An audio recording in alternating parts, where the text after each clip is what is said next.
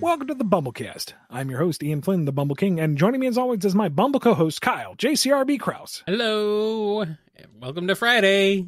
This is weird. We don't normally do shows on Fridays, or we do, but they're usually minis. This is not a mini, but here we are. That's because our Monday was taken over by the rerun of the live show. If you missed it at the end of the month, head on over. Listen to all 2 hours of me ramble at you non-stop. True. Instead, you're going to get a half hour to a regular hour, depending on how fast we go, to get through these questions that come from our patrons over at patreon.com/BumbleKast, Ko-fi.com/BumbleKast, and our YouTube members. Yes, indeed. Let's start off with this one from Onyxodon. There's a very ominous warning at the beginning that says, "This is not a shipping question. Don't worry." It sounds like a trap. Yeah, it kind of does. I noticed that in the Archie comics, some of the more popular and well-known ships, like Sanemi, Nuxuj, and Tailream, why is it called that? Who came up with that? Please don't call it that anymore. Were never actually paired. They were only paired with comic originals, such as Sally and Julie Sue. Was there a reason for this, or just coincidence? Well, I can't really speak for the editorial direction or writers of the time. That all predated me. But part of it is the comic originals predated a lot of the game stuff. Sonic and Sally was baked in because that was a creation of SatAM, and that was a foundational element to the Archie comics. That's just grandfathered in. And Sonic and Amy's relationship in the games was not really explored in any great depth until Adventure, really. I mean, CD sure introduced it, but that was it. That was Amy's only appearance. In the English manual, she was changed to Sally anyway. So part of that was just it. By the time Son Amy was a thing for realsies in any capacity, Son Al had, what was it at that point, like 5 years established? Yeah. Likewise, Julie Sue predated Rouge, Fiona and whoever else in the mix all came well before Cream. Also, Tails and Cream were children, so that doesn't need to be like looked at seriously at all. Thank you. Now, why didn't we go in that direction afterwards?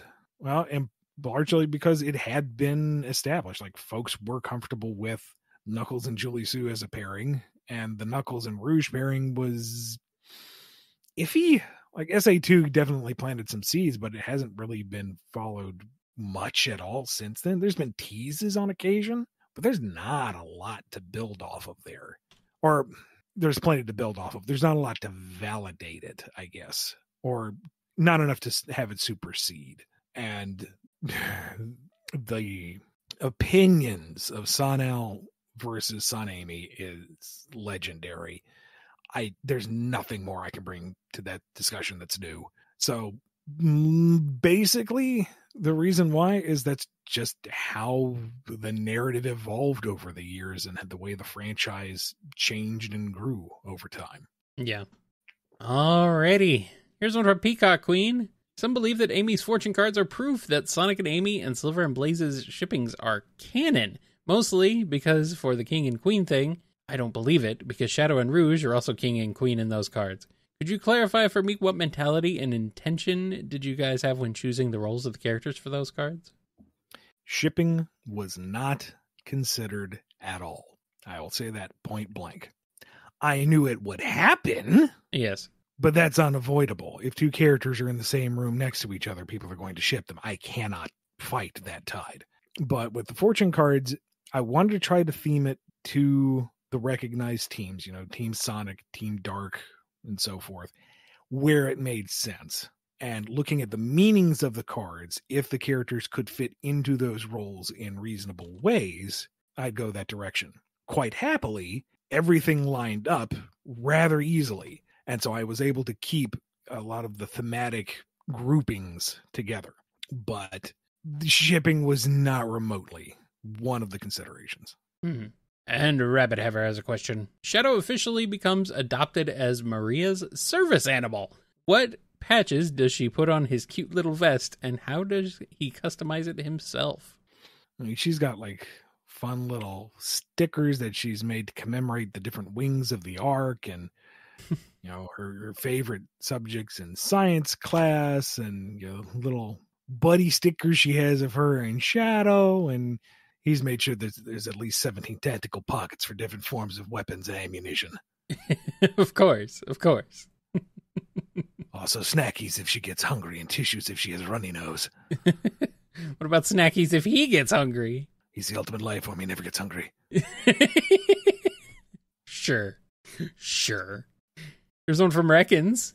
Dave the intern has finally gathered the 7 fragments of the precious stone for use in his vile machinations. The only one available to stop him is Barry the Kawaka, because no one else cares. How does this train wreck of a confrontation go? Well, first off, Barry's not in a ton of peril because the dream world that Dave has made for himself is just Stell Madburger. Yeah. It's just he actually has paid vacation days. He doesn't get to take him yet. That's still a month away, but he'll have them by Dingy, and that's part of the dream. He gets more breaks. So, Barry goes up to the counter and he orders a mediocre meal. It's not a happy meal, but it's close. A Malaise meal, Aaliyah says. Oh, Malaise meal. Good. And it's supposed to come with a free toy. And, Dave didn't think about that in his dream world. What does he have? Barry says, can I have that shiny magic stone you got there? Well, I mean, customer's always right, I guess. And thus Barry saves the world. Yay. Thanks, Barry. And Relaxed Toadie has a question. I feel like Super Saiyan God, Goku, is heavily underutilized. Definitely just felt like it was made just for the 2013 movie Battle of the Gods. Red/burgundy is my favorite color. How do you feel like form changes should be handled? Emotion-driven, matter of time, a one-off temperate? What? This is like 4 questions. What the heck is going on here? The crux of the question is, how do I think transformation should be handled in a narrative? Okay, they gave an example of it. Okay. Yeah, and that's a whole other discussion. Transformations, it depends on the story. It depends on the character. What is the purpose of the transformation? Is this meant to be something that is horrific? Is this meant to be something transcendent and victorious? Are you culminating the story with this transformation, or is it part of the character's journey? Are they continuing to grow beyond this? Does it put them in a different context? Or is this the excuse to build a new action figure and collectible, statue series, Super Saiyan God? I like it as a trope, I guess. It's fun. Yeah. And it can be utilized in a bunch of different ways. Like, look at Steven Universe Future and what his transformation meant for him. It was not remotely triumphant. It was devastating. In not to get too much into the details, watch the show. It's meaningful. So I like it just fine, and it really just comes down to how you're going to utilize it. In the case of Super Saiyan God, we'll just get in on that, I guess. Mm-hmm. I did like that it needed something more than what we had previously, because the original Super Saiyan transformation was a landmark moment. Like, this was Goku achieving at that point, mythical state. He was transcending his normal self and becoming something that he couldn't really train for. It was a embracing of his primal Saiyan nature and breaking through to something else. It was a big moment, and it has influenced manga and anime and popular media ever since. Super Saiyan 2 is kind of that, but it takes the mythical, incredible breakthrough that is Super Saiyan and turns it into a base level. Multiple people can achieve this, and now they can make it better. And then Super Saiyan 3 is bigger and better. And I say this as someone who actually likes the caveman brow and giant flowing mane. It's a cool look, but I feel like the greater levels do undercut the importance of the original Super Saiyan transformation. Yeah. Super Saiyan God, though, needed another breakthrough. You needed multiple Saiyans. You needed faith and commitment from others put into a single individual so that they could transcend beyond a mortal and become a true god. Super Saiyan was just a physical transformation to a higher potential. God was transcending into a different being. Like, he went from mortal Goku to a god, not quite on Beerus's level, but pretty darn close, enough to get Beerus's attention. And I like the fact that it went more minimal with the design. Instead of going bigger and bigger and bigger, it went smaller. And that was neat. But again, that became the base level, because then you got Super Saiyan God, which got simplified to Super Saiyan Blue. And then you had the Ultra Instinct, and then you got the Ultra Ego, and God became like a base level thing. And that, again, feels like it undercuts what the transformation was. And even though it was a sick sequence in the Broly movie, watching Vegeta just go to God and then Super Saiyan Blue, it's like, you needed the 5 others to do it for Goku. Why can't he do it on a whim? You messed with your own mythology, blah, blah, blah, blah, blah. I don't care. That's a fantastic movie anyway. I'm getting off track. So bringing it back to the core issue is, if you're going to have transformations as part of your story, think about what it means in the long term. If this is the culmination of the story, then obviously that doesn't quite apply. But if this is going to be something that changes the character and their arc for the foreseeable future, what does that mean to them and to the extended cast and to the world around them? And how do you maintain its importance and gravitas without undercutting it or diminishing it down the road? Well, I have nothing to add because my knowledge of Dragon Ball Z is minimal. But hey, and hope the fans enjoyed that. I think you would enjoy Battle of Gods. I don't think you need a ton of Dragon Ball lore to enjoy it. It's a fun movie in its own right.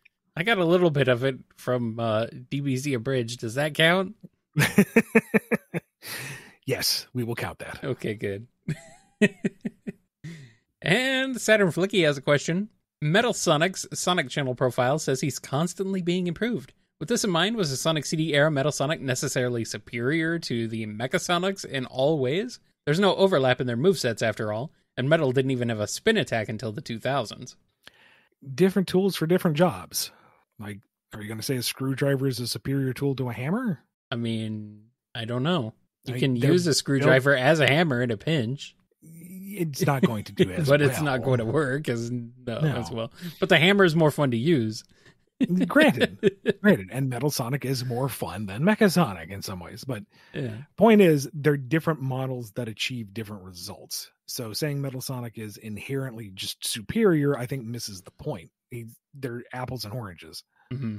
Alrighty. Scurvy Pirate Hog has a question. During the Metal Virus arc, the Metal Virus mutated to resist Eggman's programming and Sonic speed. But just for hilarity's sake, what if, by being with Sonic, the Metal Virus mutated further, so that when Sonic touched someone, instead of becoming a Zombot, they became another Sonic? And I'm talking the stereotypical 90s cool Sonic from the old media.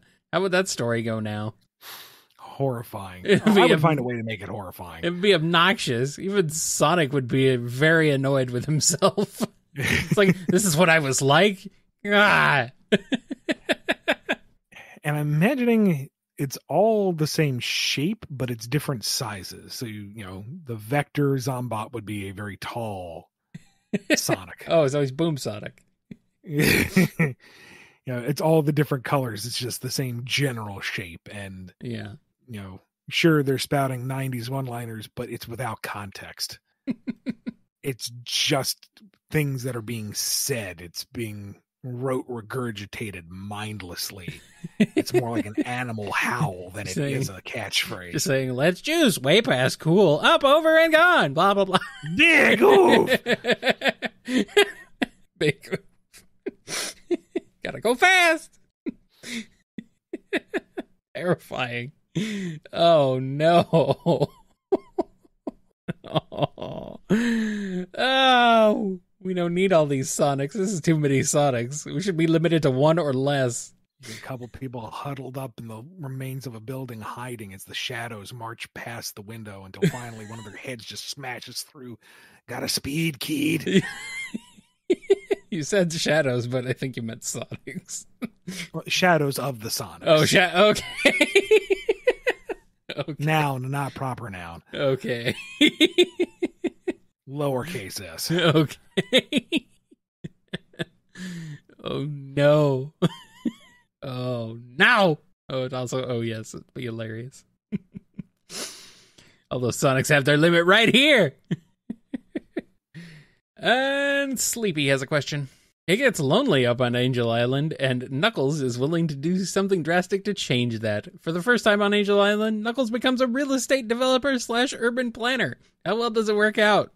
Oh, absolutely horrible, because he sells all of it to the multiple shell companies Eggman's running. It's like, well, I didn't think this one through. Oh, this is great. I made money hand over fist, and I basically just have 2 fists, so I'm rich now. Also, I have no land. Wow. This is this is mainline modern Knuckles becoming Boom Knuckles. Pretty much, yeah. Eggman's just cackling the entire time. I've never knew this easy. Who needs conquest when you have contracts? Yeah. Ooh. And we got a question from Soccer Cot. Sonic, Shadow, and Silver moves to the Warner Brothers Water Tower to replace Yakko, Wacko, and Dot. How would their relationship with Hello Nurse, Dr. Scratch and Sniff, and Ralph be? Also, Surge and Kit replace Pinky and Brain, and Sally Acorn replaces Slappy Squirrel. How does that go? The most tactical of creatures in the whole wide world. An X-cartoon feature Sally the Squirrel. Yep. Sally finally tells people to put a sock in it. Just what they need to. Finally. Does it mean Nicole's voiced by Skippy? Weird, but okay. Imagining Rob Paulson voicing Kit as Pinky is the funniest thing in the world. Oh, we got a day tonight, Sedge. Same thing we do every night, kid. Try to murder Sonic. They're Surge and Kit Tsunami. They're Surge and Kit Tsunami. That doesn't quite work. Oh, man. But it's funny, though. As for the Warner Hedgehogs, I mean, Sonic's going to be reasonably respectful to these guys. They're doing their job, but he's not staying in the water tower. No. He's going to run off. He's going to do his own thing. Well, I mean, maybe he comes back there to chill out. But... Okay. I was going to say, I mean, they all kind of run off from the water tower. It's kind of the Warner Brothers thing to do, but okay, you mean by himself. They kind of stick to the lot, or that's not true. They go on all sorts of zany adventures. So no, it really isn't that terribly different. More so that Sonic's not going to stick around with the other two. He's going to do his own thing. Shadow's not going to stick around at all, and Ralph might get hurt on the way out. You can't leave the premises. Stop me. This way, sir. Silver, however, gets wonderful therapy from Dr. Scratch and Sniff. You know, he's needed to unpack this for a while. He's got a lot of trauma. So, yeah, true. Good, wholesome interaction. And hey, he's got a roof over his head now. Perfect. And it can put out fires if need be. Shadow going boingy, boingy, boingy.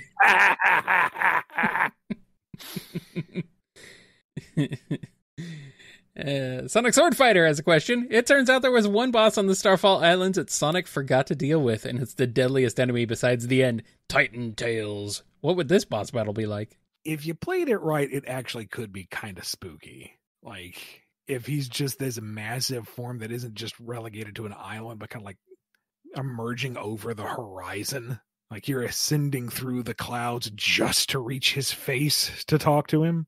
You're dodging continent-sized fists, which you can't reasonably do, so it's a QTE to run across his knuckles just to not get pummeled into the Earth's core. You could make it neat. You could try till you get up there and he's got like no neck, or it's nothing but neck.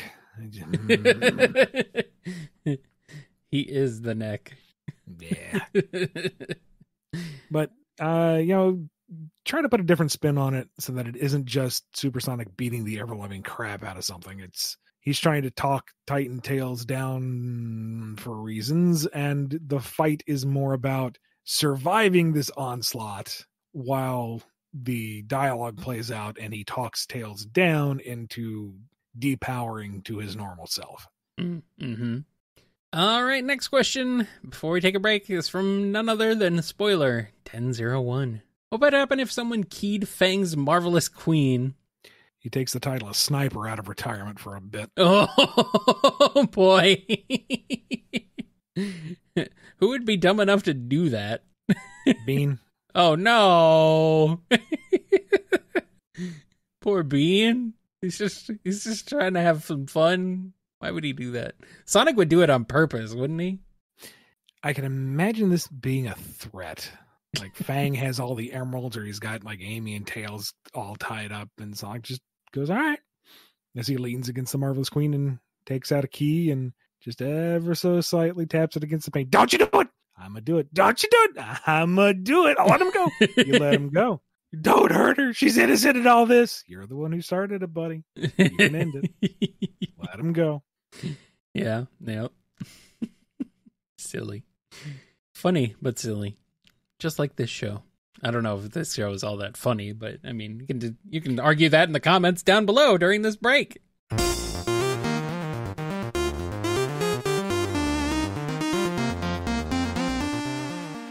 This episode is sponsored by Speed Radio, a bi-weekly podcast playing through nearly every single Sonic the Hedgehog game commercially released, analyzing how the series evolved and changed throughout its 30-plus year run.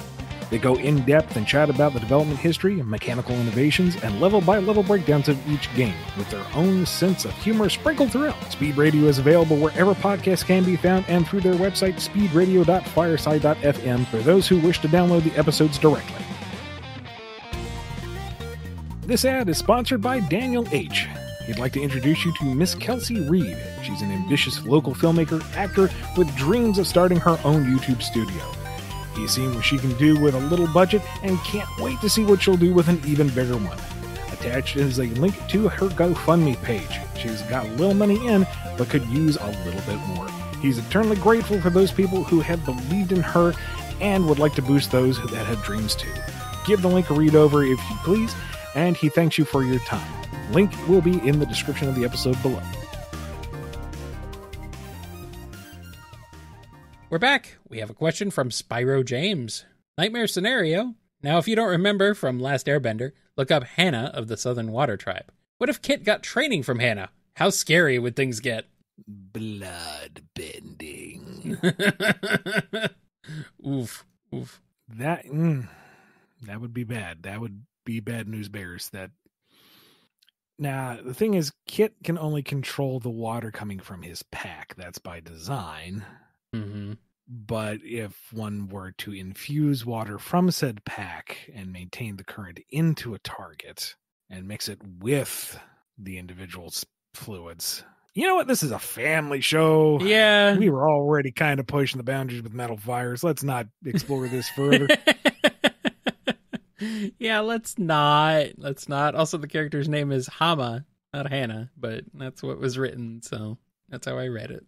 Steph Cube has a question. A few years ago, I had the headcanon that Amy is not really in love with Sonic, but rather what she feels is admiration and the desire to be a hero like he is, and she confused those feelings with love. I thought that Amy actually had low self-esteem, and she disguised it with a positive attitude, but also a short temper, and when she met Sonic, she saw in him what she would like to be one day, someone full of confidence and a hero on her own to save others. I wanted to know, what is your personal opinion about that headcanon? Do you see it as something very crazy or something that makes sense? Again, I cannot validate or endorse headcanons, legal reasons, blah, blah, blah.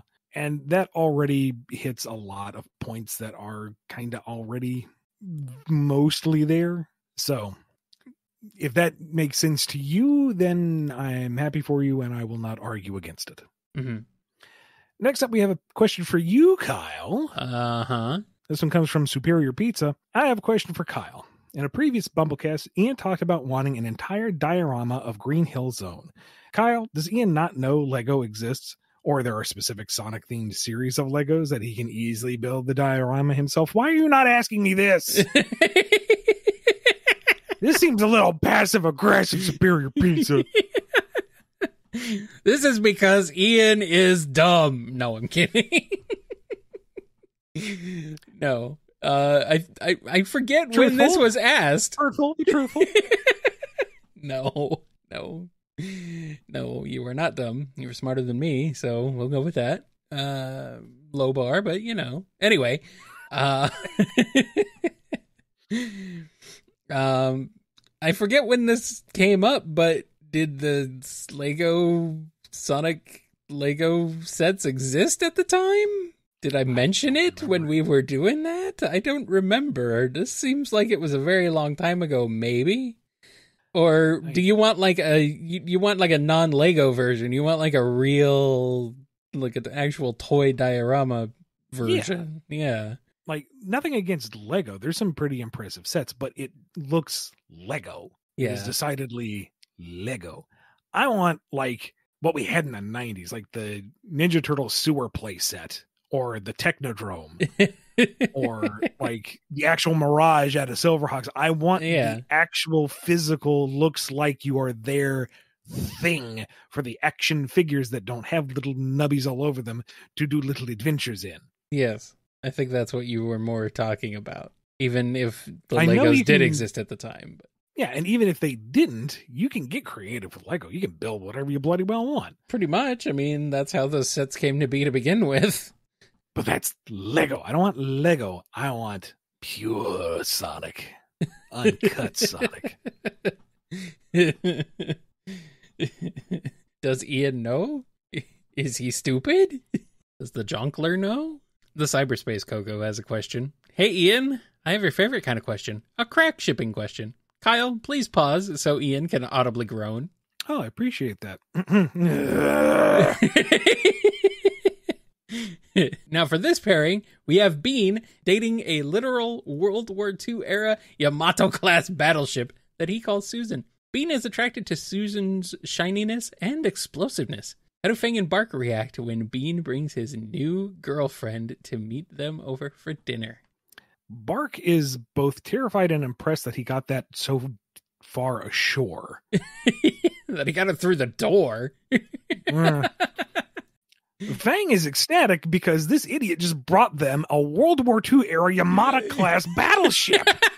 Yeah, I was going to say. Do you know what kind of stuff they can get into with this? And Bean's like, are you coming on to my girlfriend? Oh, no. I brought her here to meet my friends and have a nice dinner, and you just have to be vile. Well, Susan is a classy individual. We don't have to put up with this. Also, bombs away! Yes. Also, as far as ships go, a Yamato-class battleship is very intimidating. I mean, yes, it looks sick as hell, but it's also scary. But Bean understands that tender side of Susan. Yes. He's not thrown off by appearances. He sees what really makes her tick. And it's an incredibly powerful engine. But you know what? You can look beneath that engine and see what really lies deep down, which is probably a nuclear reactor. But he can look beyond that subatomic structure and see what's really down there. And that, my friend, is a loving individual. Well then. What a lovely, lovely relationship. If it's World War II era, it would not be a nuclear-powered battleship. I guess not. No, it would probably be steam or diesel. Maybe diesel. That makes more sense. I don't know off the top of my head. Something like that. It's not nuclear, though. No. You're thinking of modern battleships. Yes. Toasty Kong has a question. What do you think of Rainbow Rager's gender stereotypes video? This cute little video made me cry, and it has tons of personal significance for me. I can't tell you how painfully I wish we would stop putting people into boxes based on what type of body they have. I'm sorry, I have no idea what you're referencing. I have not seen it, but I agree with the what you're saying. The significance of what you're saying, yes. And we have one from Twilord. Noni has manifested Black Arms cuisine. It's a pork dish with a well-designed red fruit sauce that definitely seems both delicious and like it could hurt if a fruit containing it got cut wrong and aerosol sprayed everywhere. Could Noni have prevented the invasion war? This question has pork written in quotation marks, which gives me pause. Also, Noni would not prevent the invasion. I feel like Noni would try and, help it. At that point, they're catering the invasion. I think that's their intent, yes. I think that would be Noni's facilitating intent. It. Yes. Marching to the front lines on a full belly. Knowing Noni, yes. Yeah, pretty much. And Vineclad has a question. Out of petty vengeance, Eggman decides to lace Sonic's chili dogs with a buttload of laxatives every time Sonic makes a joke about him. With those parameters, how often is Sonic going to be running to the restroom? Frequently, I guess. I would figure never, because you're not allowed to show bodily functions in Sonic. So never. That's true. Sonic runs? No, he's just got the runs. I mean, he's a rodent, so, you know, he doesn't need any help in the bowel movement department. Windstar Osprey has a question. At some point, either you or Aaliyah posted the ages of each of the egg bosses. These ages were compiled in the Sonic Wiki Zone, except for Cuckoo, who, while elderly in appearance, doesn't have an official age because he's from a game. The other ageless ones are Conquering Storm and Ma, but they are generally considered to be in their early to mid-20s. Would you agree with this ballpark figure if you don't have a definitive answer? Yes, because I don't remember. We'll go with that. Question from Watcher. In the Japanese version of his game, Shadow says he has let go of literally all of his past and that he has no ties at all anymore. He later reinforces this when he says that he's going to kill Black Doom to fulfill Gerald's wish so he can part with the past, as opposed to him referring to an ongoing promise to Maria in the English version, before tossing the picture of Maria and Gerald like it's trash. Has Sega told us what made Shadow go back to caring about Maria and the rest of his past? There's no official statement that I'm aware of, but it's one thing to say that you're moving on, and it's another thing to actually do it. Another thing to actually move on. Yes. Working past trauma takes time and effort, and sometimes you backslide a bit. Yep. There's also the matter of, moving on from those that you have lost, and what happens when you're confronted by them again, do time travel shenanigans. But if you really want to know how that plays out, you need to play Sonic and Shadow Generations, coming out this October. Coming to your nearest console or a PC near you? Maybe? I don't know. Maybe you have a PC near you. If you don't, well, I don't know. We have one last question. It's from Ritter Rain. How would a tea party between Sally, Elise, and Blaze play out, and who brings out the alcohol to deal with the headaches of running a kingdom by themselves? None of them. They're all very responsible, and at least two of them are underage for drinking. Well, hold on. How old is Elise? I don't know. I thought she was like 16. Did they say that? 17? Okay. All right, well, I don't know. This is a different universe. Maybe the drinking age is lower there. You don't know. Yeah, possibly. Some countries it's 18 instead of 21, like in the U.S. So yeah, they're still all under 18. I guess, technically, if you want to be precise about it. Thought we got rid of the ages, Ian. Yeah, all right. So that was an unforeseen issue with that, all right? I wasn't expecting to be asked who would get sloshed at the earliest opportunity. Cream, put down that schnapps. I'm old enough. You can't prove otherwise. She's get him. No, Cream. No, Cream, no. She just smashes into a wall. No. This isn't even the question. Yeah, well, see, you were all right.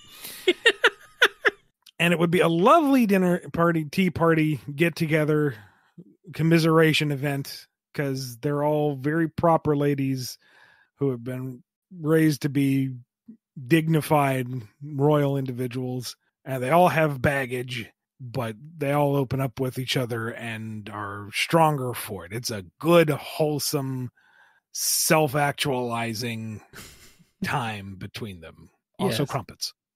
Crumpets. They had to deal with Sonic's crap. Like, really, there isn't an instigator between the three of them. No. Sally's just happy to have a moment to actually practice decorum. Blaze is in her element, and Elise is, so tight-laced, repressed, she isn't going to crack. Yeah, which is kind of sad, actually. But such is the life of royalty, I guess. They all need therapy, really. Maybe in this alternate line, Sally and Blaze are able to help her work through her trauma and Iblis is forever sealed away because she's not going to have that kind of breakdown anymore. Good. She's good. Good. What a wholesome note to end this show on. This decidedly unwholesome show. Let's end it now before something goes bad. Thank you to everyone who supports the show via patreon.com/BumbleKast, Ko-fi.com/BumbleKast, and our YouTube members. Be good to yourselves. Be good to each other. Please cut off Cream. She's had way too much. And we will see you next time on the BumbleKast. Cream, no, stop. Vanilla is very angry. Oh, yeah, she was saving that for herself. That was her alcohol, damn it.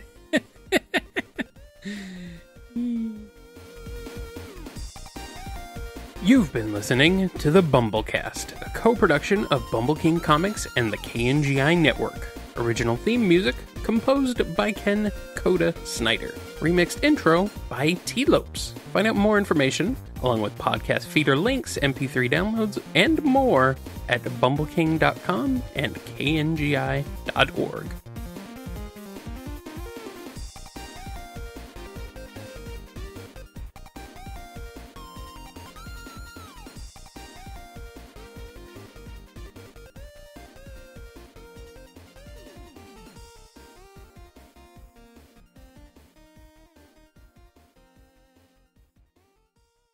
I have a question for Kyle. In a previous BumbleKast, Ian talked about wanting an entire toy Not so easy, is it? This episode brought to you by Ian as he falls down the stairs.